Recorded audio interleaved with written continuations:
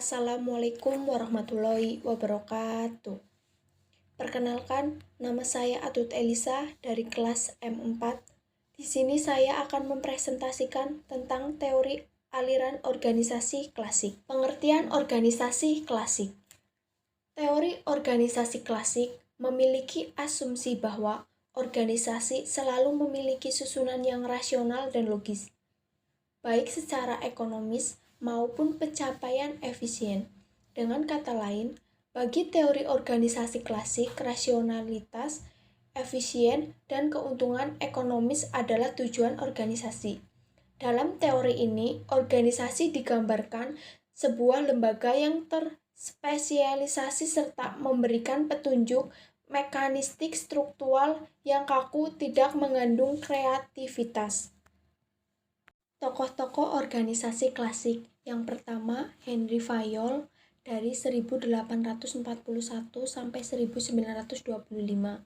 Yang kedua, Max Weber dari 1864 sampai 1920. Yang ketiga, Mary Parker Follett dari 1868 sampai 1933. Yang keempat, Chester E. Barnard. Henry Fayol dalam teori ini menjalankan 14 prinsip. Suatu keterampilan yang dapat diajarkan jika prinsip dasarnya dipahami. 14 prinsip tersebut ialah: yang pertama, pembagian kerja dibagi dalam beberapa kegiatan atau bidang, tidak bisa dikerjakan secara tumpang tindih. Yang kedua, wewenang dan tanggung jawab. Hak untuk memerintah kepada bawahan atau sesuai jabatan. Yang ketiga, disiplin. Setiap anggota harus mematuhi peraturan organisasi, dimulai dari pimpinan organisasi. Yang keempat, kesatuan perintah. Hanya bisa diperintah oleh orang perintah atau atasan. Yang kelima, kesatuan pengarahan. Diperintahkan oleh satu orang perintah. Yang keenam, kepentingan individu.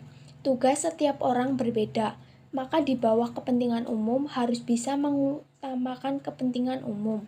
Yang ketujuh, remunerisasi. Jenis kompensasi yang diterima karyawan atau eksekutif penyisihan untuk pekerjaan mereka. Yang kedelapan, sentralisasi atau desentralisasi. Pembagian wewenang dari pemerintah terpusat atau terbagi daerah kepada pemerintah pusat. Yang kesembilan, hierarki atau rangkaian perintah. Untuk membuat suatu perintah harus ada rangkaiannya. Yang kesepuluh, ketertiban. Dibuat aturan yang jelas. Yang kesebelas, keadilan. Setiap organisasi mendapatkan hasil sesuai posisinya masing-masing. Yang ke-12, stabilitas masa jabatan. Tugasnya agar tercipta rasa aman. Yang ke-13, inisiatif. Bisa menciptakan sesuatu yang baru. Yang ke-14, semangat korps atau kebersamaan. Rasa senasib setiap anggota dalam suatu organisasi. Yang kedua, Max Weber menjalankan 6 prinsip. Manajemen birokrasi harus ada tingkatan-tingkatan atau aturan yang jelas. Tugas dan tujuan yang dibuat juga harus jelas secara tertulis. Cara menempatkan seseorang pada posisi tertentu harus didasarkan pada prestasi yang didapatkan dan disesuaikan pada suatu pilihan. 6 prinsip tersebut ialah: yang pertama, peraturan yang ada di dalam birokrasi harus jelas dan tegas, jelas dan dapat dipahami. Yang kedua, terdapat ruang lingkup kompetensi yang jelas. Tiap tingkatan atau tahapan yang dibuat harus jelas. Yang ketiga, sumber dari otoritas atau kewenangan adalah keterampilan teknis, kompetensi dan keahlian otoritas atau birokrasi. Otoritas tradisional. Sistem kerajaan melihat pada keturunan. Otoritas karismatik. Diangkat karena mempunyai wibawa. Yang keempat, para pelaksanaan atau staf administrasi secara tegas dipisahkan dari pemilik modal. Yang kelima, prinsip wirarki. Yang keenam, tindakan-tindakan, keputusan-keputusan, dan aturan-aturan semuanya diadministrasikan dan diarsipkan secara tertulis. Yang ketiga, Mary Parker Follett harus memahami karakter seseorang. Yang pertama, memperkenalkan konsep hubungan manusia dan struktur organisasi. Yang kedua, kelompok merupakan tempat individual dapat menggabungkan bakat yang berbeda-beda menjadi sesuatu yang lebih besar. Yang ketiga, fungsi kontrol, pengendalian, yang untuk memperhitungkan bukan hanya individual dan kelompok, tetapi juga pengaruh dan faktor-faktor lingkungan seperti politik, ekonomi, dan biologi.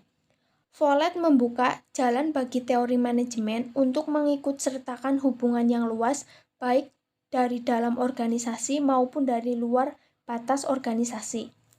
Yang keempat, Chester E. Barnard bagian ke-1. Yang pertama, orang berkumpul bersama dalam organisasi formal tidak dapat mencapai tujuan jika bekerja sendiri-sendiri. Tetapi dalam mengejar sasaran organisasi, mereka juga harus memuaskan kebutuhan individual masing-masing. Yang kedua, zone of indifference, area of acceptance, kecenderungan yang mengkondisikan individual dapat menerima perintah yang berada di dalam tentang tanggung jawab atau aktivitas yang sudah dikenal. Yang ketiga, semakin banyak aktivitas yang termasuk di dalam zona tidak penting, semakin lancar dan semakin kooperatif sebuah organisasi.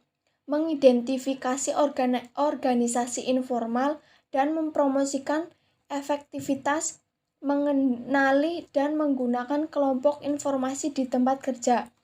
Yang kelima, Chester E. Barnard bagian kedua, insentif. Yang pertama, uang dan material lain. Yang kedua, kesempatan non-material. Yang ketiga, kondisi kerja yang baik. Yang keempat, imbalan ideal kebanggaan. Tugas pemimpin. Yang pertama, membangun dan mempertahankan sistem komunikasi. Yang kedua, menyiapkan pelayanan penting. Yang ketiga, merumuskan tujuan dan manfaat organisasi. Sekian dari saya. Wassalamualaikum warahmatullahi wabarakatuh.